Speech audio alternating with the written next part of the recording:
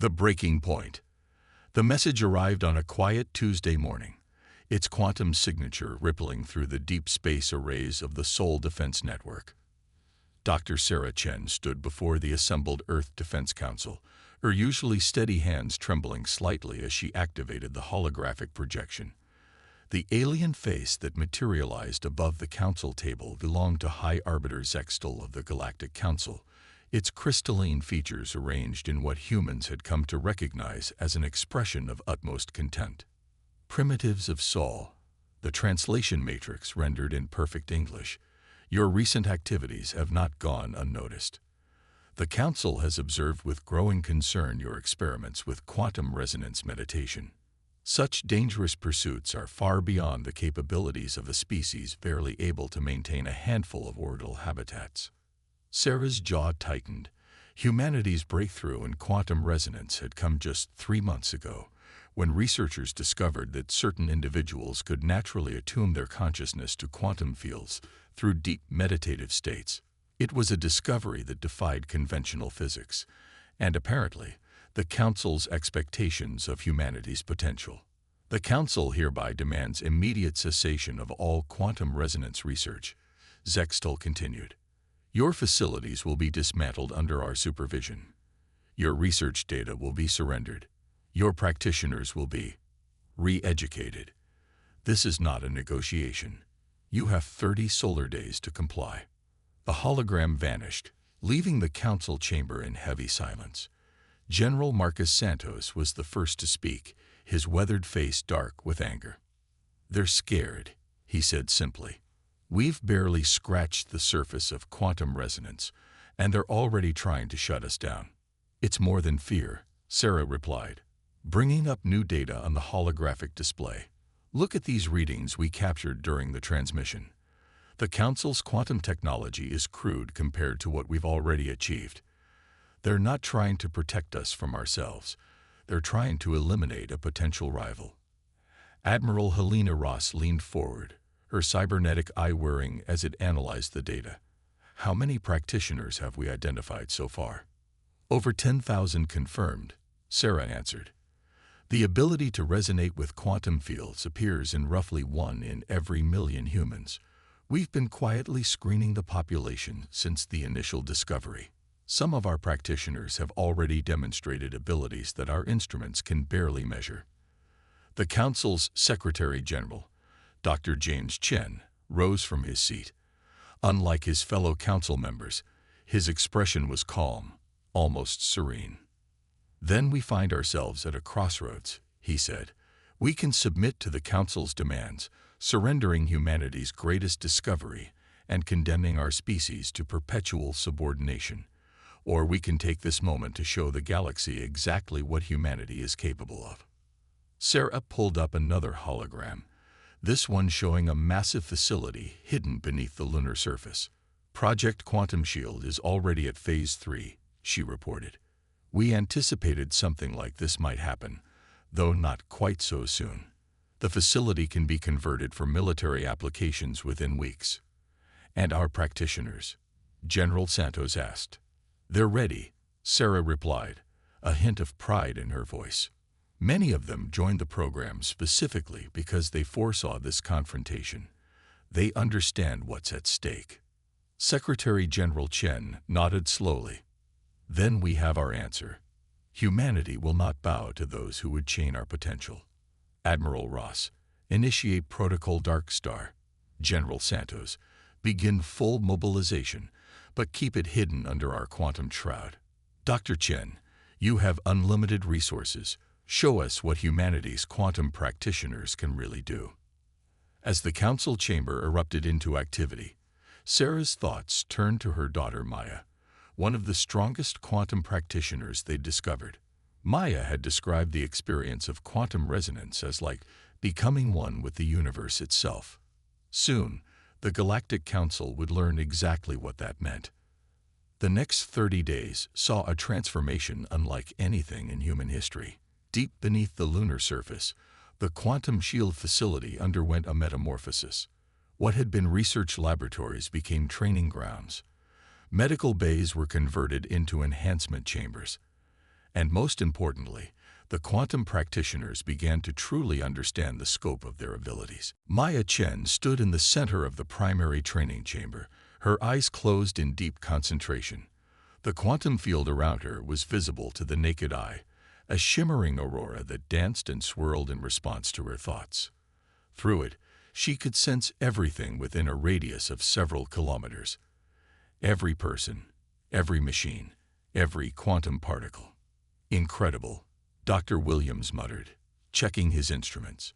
She's maintaining quantum coherence across an area that should be impossible for a single consciousness to manage. Sarah watched her daughter with a mixture of pride and concern. How does it feel, Maya? Like I'm everywhere and nowhere at once, Maya replied, her voice distant. I can feel the quantum fields responding, becoming extensions of my will. But there's something else. She paused, her brow furrowing in concentration. The fields themselves are changing, evolving. It's as if they're learning from our interaction. Similar scenes played out in hidden facilities across the solar system. Quantum practitioners discovered they could do far more than simply sense quantum fields. They could manipulate them, shape them, use them to enhance their own consciousness in ways that defied conventional understanding. Some learned to project their consciousness across vast distances. Others found they could influence quantum probability itself, subtly altering the fabric of reality. The Galactic Council's observers, watching from their cloaked monitoring stations throughout the solar system, saw exactly what humanity wanted them to see. They observed the gradual shutdown of quantum research facilities, the apparent dismantling of equipment, the submission of carefully edited research data. Their reports back to the Council spoke of a primitive species accepting its proper place in the galactic hierarchy. They never noticed the quantum shroud that hid humanity's true activities. They didn't detect the new facilities being constructed in asteroid belts and beneath the surfaces of moons. Most importantly, they failed to recognize that every quantum field they used to observe Earth was being observed in turn. On the 29th day, Secretary General Chen called a final meeting of the Earth Defense Council. The holographic displays showed the full scope of what humanity had achieved in just 30 days. Hidden shipyards had constructed a fleet of vessels unlike anything the galaxy had seen before. Each ship was designed to be operated by a single quantum practitioner. Their consciousness expanded through quantum fields to control every system simultaneously. Tomorrow, the Council's representatives will arrive to begin their supervision of our disarmament, Chen said. They expect to find a broken humanity ready to accept its chains. Instead, they will learn why it was a mistake to underestimate us. Are we ready? Admiral Ross's cybernetic eye gleamed. The fleet is in position, hidden behind our quantum shroud. The moment they enter the system, we can strike at hundreds of targets simultaneously. They won't know what hit them. And our practitioners. Sarah gestured to Maya, who stood quietly in the corner of the chamber. Show them, she said softly. Maya closed her eyes, and the quantum field manifested around her. But this time it was different. Stronger, more controlled, more purposeful. Through it, they could all sense the vast network of quantum-enhanced consciousness that now spanned the solar system.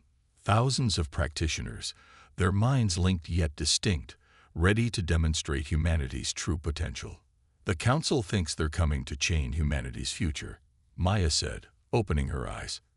Instead, they're about to witness its birth. As the Council chamber fell silent, Earth's defenders prepared for the coming confrontation. The Galactic Council had intended their ultimatum to force humanity back into comfortable mediocrity. Instead, they had triggered an evolutionary leap that would reshape the galaxy forever. Tomorrow, they would learn that humanity's greatest strength wasn't in its technology or its numbers, but in its endless capacity to transcend its limitations. The breaking point had arrived, and humanity was ready. Project Mindstorm, deep within Europa's ice-covered ocean, surrounded by the perpetual blue glow of bioluminescent organisms, Maya Chen floated in the quantum meditation chamber. The freezing depths provided perfect isolation from external quantum noise, allowing for unprecedented clarity in resonance experiments. As she opened her consciousness to the quantum fields, she felt the familiar sensation of her awareness expanding beyond physical limitations. Neural patterns are stable, Dr. Williams reported, monitoring the array of quantum-enhanced sensors. Coherence field is extending. Remarkable. She's maintaining quantum stability across the entire facility. Sarah Chen watched the readings with a mixture of scientific fascination and maternal pride. In the months since the Council's ultimatum, the quantum practitioners had made breakthroughs that should have taken years. Fear of subjugation had become a catalyst for evolution. Ready to begin Phase 2. Maya's voice echoed through both the chamber speakers, and more subtly, through the quantum field itself. The experimental vessel waiting in the underwater dock below hummed to life, its systems responding to her expanded consciousness. Project Mindstorm represented humanity's greatest technological leap. Ships designed to merge completely with a quantum practitioner's consciousness. Traditional vessels required hundreds of crew members to operate effectively. These new ships needed only one pilot. Their consciousness expanded through quantum fields to control every system simultaneously. Initiating neural interface, Dr. Williams announced.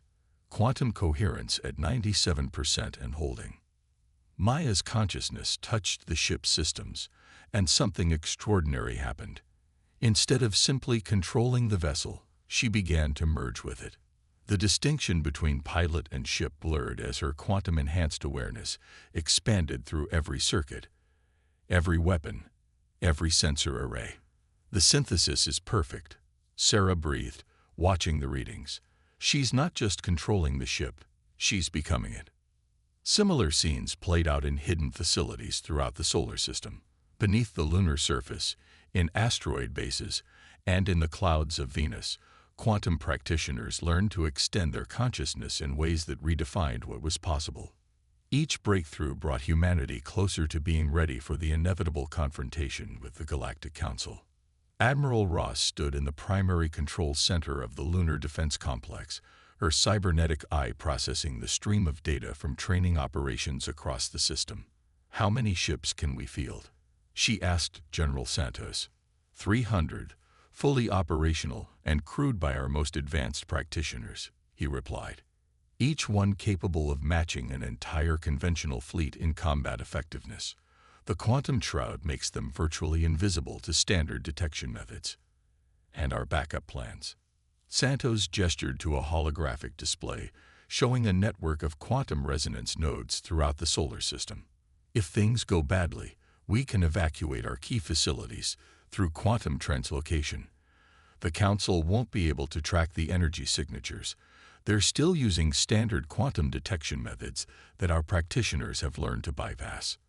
The quantum practitioners themselves were changing, evolving along with their understanding of the quantum fields. Maya wasn't unique in her abilities. Across Earth and its colonies, others like her were discovering capabilities that challenged the very laws of physics as the Council understood them. In a training facility on Mars, a young practitioner named Alex Torres demonstrated the ability to predict quantum probability shifts seconds before they occurred. In the rings of Saturn, twins Lisa and Laura Chen, no relation to Maya, showed they could maintain quantum entanglement across vast distances, allowing for instantaneous communication that the Council's monitoring systems couldn't detect. They thought they could contain us, Secretary General Chen mused, watching recordings of the latest training exercises. Instead, they'd forced us to achieve in weeks what might have taken decades of natural development. The Council's observers remained oblivious, their attention focused on the surface-level compliance they expected to see. Their sensors, designed to detect traditional quantum signatures, failed to notice the subtle ways humanity had learned to manipulate the quantum fields. Their reports continued to speak of a primitive species accepting its proper place in the galactic order. But beneath the surface of that apparent submission, humanity was becoming something new. The quantum practitioners weren't just learning to use their abilities. They were transforming the very nature of human consciousness. Each ship wasn't merely a vessel, but an extension of its pilot's evolved awareness. Maya's experimental ship moved through Europa's subsurface ocean with impossible grace, its responses instantaneous and precise. Through her quantum-enhanced senses, she could feel every current, every pressure change, every potential threat. The ship's adaptive systems, guided by her consciousness, responded to challenges before they fully manifested. The quantum field integration is unlike anything we theorized. Dr. Williams explained to the assembled project leaders. The practitioners aren't just controlling the ships, they're creating new quantum states that our instruments can barely measure. The Council's technology, based on rigid quantum manipulation protocols, can't begin to compare. In orbit above Mars, Admiral Ross watched a squadron of quantum-enhanced ships perform maneuvers that should have been impossible. Their movements defied conventional physics. Their responses anticipated threats before they emerged. Each vessel moved with organic fluidity, an extension of its pilot's evolved consciousness. "They're not ready for what we've become," Ross said quietly to General Santos. "Their entire military doctrine is based on overwhelming force and rigid hierarchy. They've never faced an enemy that can think and react as both individuals and a coordinated whole." The quantum practitioners had developed their own form of collective consciousness, able to share awareness and coordinate actions while maintaining their individual identities. It was something the hierarchical species of the Council couldn't comprehend. Their social structures made such fluid cooperation impossible. As the deadline approached, humanity's preparations entered their final phase. The quantum-enhanced fleet took up hidden positions throughout the solar system, their signatures masked by techniques the Council's sensors couldn't detect. Each ship was unique, adapted to its pilot's specific quantum resonance patterns. Maya floated in her quantum meditation chamber, feeling the vast network of consciousness that now spanned human space. Through it, she could sense the other practitioners, each a distinct point of quantum awareness in an interconnected web of evolved humanity. "The Council believes they're coming to chain our potential," she said to her mother. "They don't understand that they've already lost. We're not the same species they threatened a month ago." Sarah nodded, watching her daughter's quantum field shimmer with controlled power. "Humanity's greatest strength has always been our ability to adapt, to overcome limitations. They thought they could force us to remain primitive. Instead, they've triggered our next evolutionary step." Throughout the solar system, humanity's quantum practitioners prepared for the confrontation to come. The Council's representatives would arrive expecting to find a chastened species ready to accept its chains. Instead, they would encounter something unprecedented, humanity transformed by the very power they had tried to suppress. Project Mindstorm had succeeded beyond its creator's wildest expectations. It had not merely created a new form of warfare. It had catalyzed the next stage of human evolution. And tomorrow, the galaxy would learn exactly what that meant. Silent strike. The Galactic Council's delegation arrived with typical pomp and ceremony, their massive carrier dropping out of hyperspace near Mars orbit. High Arbiter Zextal stood on his command deck, crystalline features arranged in what his species considered a gesture of magnanimous authority. 5 escort cruisers flanked the carrier, their weapons powered down in a show of confident superiority. "Scanning the system," reported his chief sensor officer, multiple crystalline appendages working the quantum detection arrays. "No signs of military activity. Human vessels are maintaining standard civilian traffic patterns." As expected, Zextal resonated, his crystalline body vibrating with satisfaction. "These primitives understand their place. Today we ensure they remain properly contained." In her neural interface chamber beneath Europa's ice, Maya Chan existed in multiple states simultaneously. Her physical body floated in quantum suspension, while her consciousness extended through her ship and the battle network linking all 300 vessels of humanity's ghost fleet. Through the quantum fields, she could sense every member of the Council's delegation, their thoughts and intentions rippling through subspace like waves on a pond. "All ships report ready," she communicated instantly through the quantum link. "Battle coordination protocols engage. awaiting final authorization. In the command center beneath Olympus Mons, Sarah Chen watched the Council ships approach on quantum-enhanced displays. Admiral Ross's cybernetic systems were linked directly to the battle network, giving her real-time awareness of every aspect of the operation. General Santos stood beside her, his expression grim but determined. Authorization granted, Secretary General Chen transmitted. Show them what humanity has become. The attack began with impossible silence. 300 quantum-enhanced chips materialized simultaneously throughout the Council fleet's formation, their masked signatures finally revealing themselves. Before the aliens' automated defense systems could even register the threat, the Ghost Fleet struck. Maya's ship emerged from quantum space directly above the Council carrier. Her consciousness expanded through every weapon system, every shield generator, every point of attack. The vessel moved with liquid grace, its living metal rippling as it unleashed precisely targeted strikes. The escort cruisers exploded in perfect synchronization, their quantum cores destabilized by weapons they couldn't even detect. On the carrier's command deck, Zextal watched in horror as hostile ships appeared throughout his tactical display, ships that moved in ways his military doctrine claimed impossible. Impossible, he resonated, his crystalline structure shifting to a fear frequency. Their technology was primitive. We monitored everything. Multiple quantum signatures detected, screamed his sensor officer. They're everywhere. Our defensive screens air. The officer never finished his sentence. Maya's consciousness-guided weapons pierced the carrier's shields as if they didn't exist, targeting critical systems with microscopic precision. Throughout Council space, the scene repeated itself. Quantum-enhanced chips struck key military installations, communication hubs, and command centers. The aliens' defensive networks, designed to counter traditional threats, prove useless against vessels guided by expanded human consciousness. In a secure bunker on their capital world, the Council High Command watched in disbelief as reports flooded in. 50 of their most heavily defended systems had been hit simultaneously. Their supposedly impregnable quantum defense grid had failed completely. How? Demanded Council Eldervix, their ceremonial crystals quivering. How could they have hidden such a fleet, such technology? The answer came in a transmission broadcast across all Council frequencies. Secretary General Chen's image appeared before them, his expression stern but composed.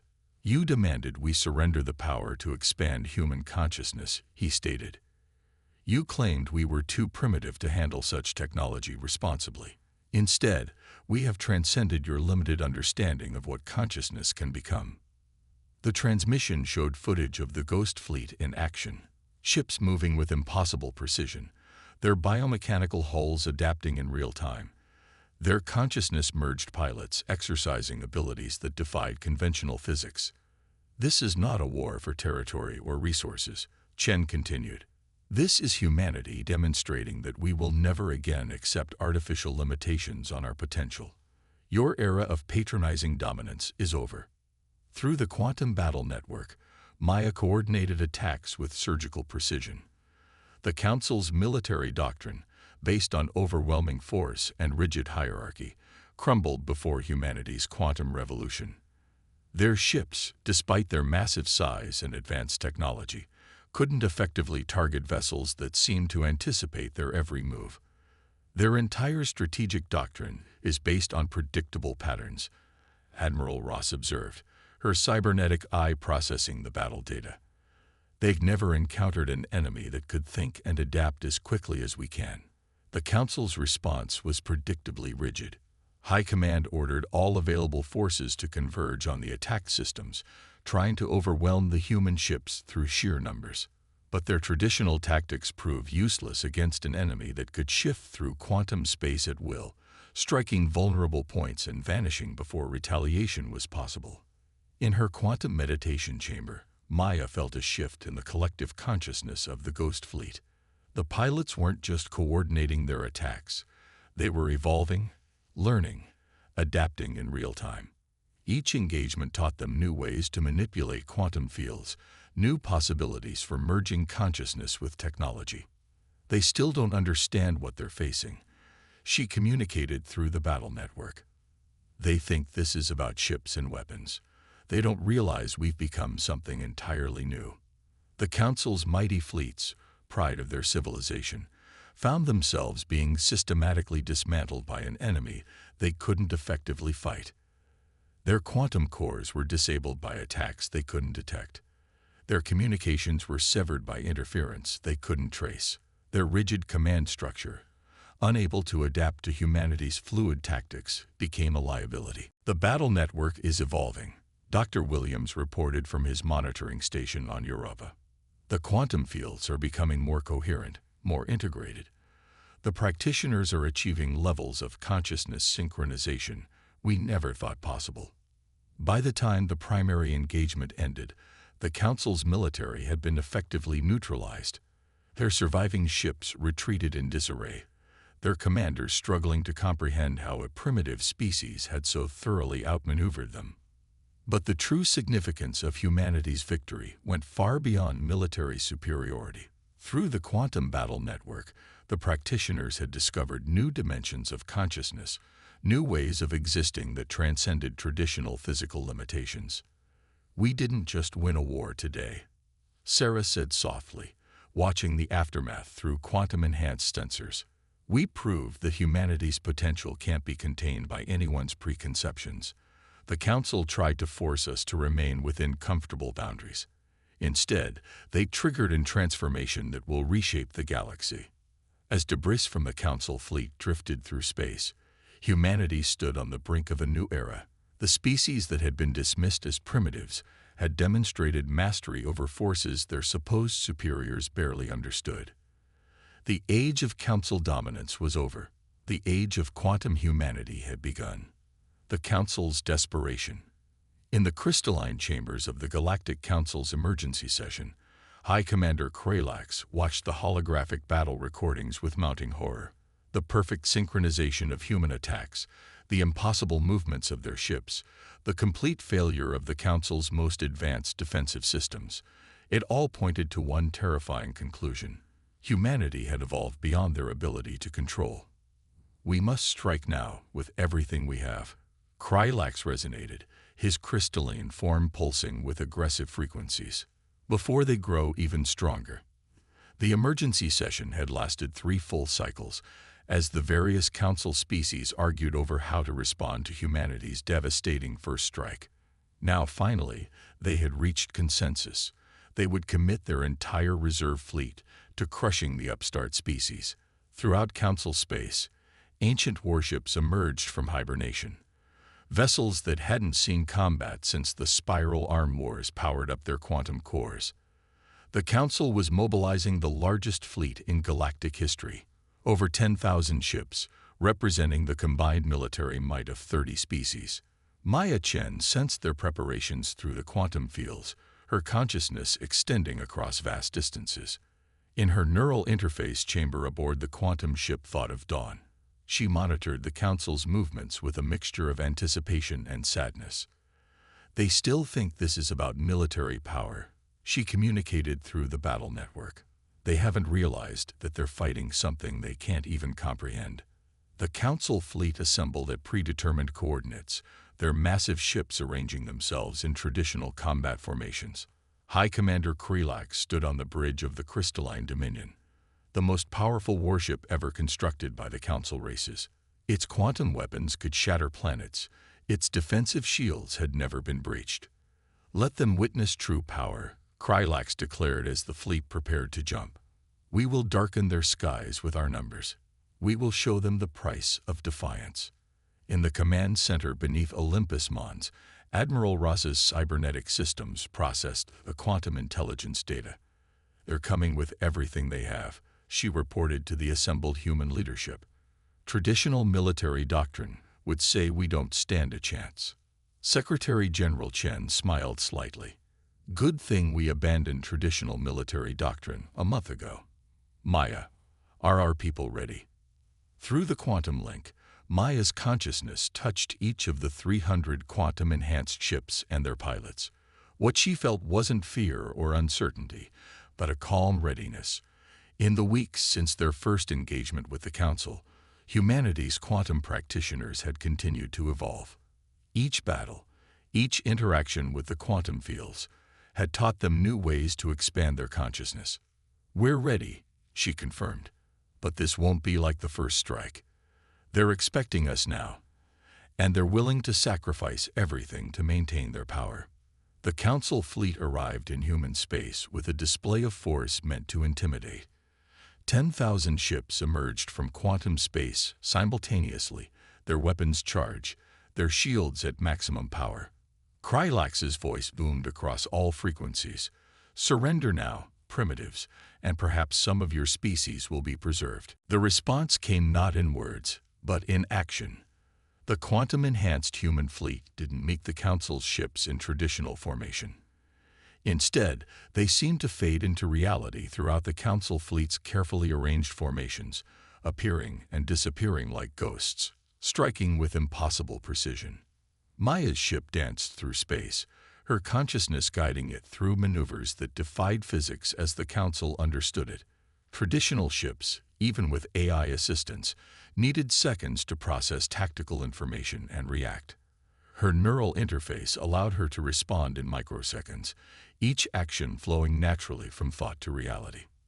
The Council's numerical advantage meant nothing when they couldn't effectively target their opponents. The quantum-enhanced fleet's masking technology, combined with their consciousness-merged pilots' enhanced abilities, made them nearly impossible to track. Their biomechanical hulls adapted to enemy fire, learning and evolving in real time. "Impossible." Krylax raged as reports of devastating losses poured in. "No technology can." His words were cut short as Maya's ship appeared directly in front of the crystalline dominion. Through the quantum fields, she could sense the fear rippling through the Council commander's crystalline structure. "This isn't about technology alone." Maya's voice echoed through every ship in the Council fleet. "We've merged human consciousness with quantum systems in ways your rigid thinking cannot comprehend. Your understanding of reality itself is limited by your inability to evolve." Throughout space, the battle demonstrated her words. Council ships found their quantum cores disabled by attacks they couldn't detect. Their communications were severed by interference they couldn't trace. Their mighty fleet, pride of their civilization, was being dismantled by an enemy they couldn't effectively fight. In a desperate gambit, Krylax ordered his ships to initiate the Omega Protocol, a suicide tactic that would detonate their quantum cores simultaneously, creating a chain reaction that could potentially destroy the entire solar system. "If we cannot rule," he resonated, "then none shall survive." But even this final act of desperation was anticipated. Through the quantum battle network, Maya coordinated an instantaneous response. 300 quantum-enhanced ships moved in perfect synchronization, their combined consciousness creating a quantum field that contained and redirected the massive energy release. The Council fleet watched in disbelief as their ultimate weapon was neutralized by abilities that went beyond technology, beyond traditional physics, beyond their understanding of what was possible. The quantum detonation that should have destroyed everything instead became a spectacular display of light and energy, harmlessly dispersing into space. "Stand down," Secretary General Chen's voice transmitted across all frequencies. "Your weapons cannot harm us. Your tactics cannot surprise us. Your understanding of reality itself is too limited to comprehend what humanity has become." As the remains of the Council fleet hung motionless in space, humanity's quantum practitioners maintained their vigilance. Through their expanded consciousness, they could sense the shock and fear rippling through the Council races. Their greatest fleet had been defeated not by superior technology or numbers, but by an evolution in consciousness they couldn't begin to understand. "They're retreating," Maya reported through the quantum network, sensing the Council ships preparing for emergency quantum jumps. "But this isn't over. They'll try one final time to assert their dominance." Admiral Ross nodded, her cybernetic systems processing the battle data. "Let them come. Each engagement only makes us stronger. helps us understand more about what we're becoming. They thought they could contain human potential by force. Instead, they've become the catalyst for our transformation. As the Council fleet fled in disarray, humanity's quantum practitioners maintained their connection through the battle network. They had discovered something far beyond military victory. They had found a new way of existing, a new understanding of consciousness itself. The Council's desperate attempt to maintain control had only served to prove how far beyond their comprehension humanity had evolved. The age of Council dominance was ending, but the true revolution, the transformation of consciousness itself, was just beginning. Evolution's edge. The crystalline spires of Centrix Prime, capital world of the Galactic Council, shimmered under the light of 3 suns. For 10,000 years, these towers had stood as symbols of the Council's absolute authority. Now they witnessed something unprecedented, the arrival of a species that had transcended their control. 300 quantum-enhanced ships materialized in high orbit, their biomechanical hulls rippling with patterns that defied conventional physics. Maya Chen, her consciousness expanded through quantum fields that the Council's sensors couldn't even detect, felt the fear and confusion radiating from the planet below. "They're mobilizing their final defensive line," she reported through the quantum network. "Every remaining ship in Council space is converging on our position. They're preparing to die defending their last illusion of control." In the command center aboard humanity's flagship, Secretary General Chen watched the tactical displays with Admiral Ross and General Santos.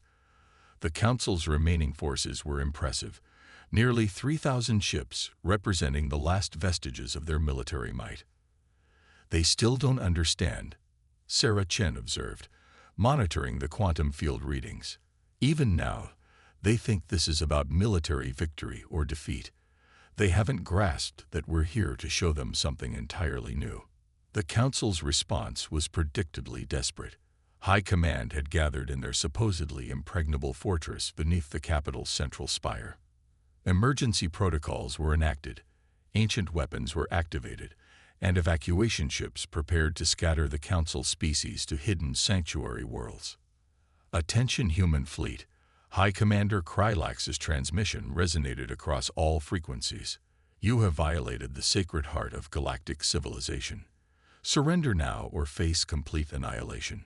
We will not allow our 10,000 years of order to be overthrown by evolved primitives." Maya's response came not in words but in action.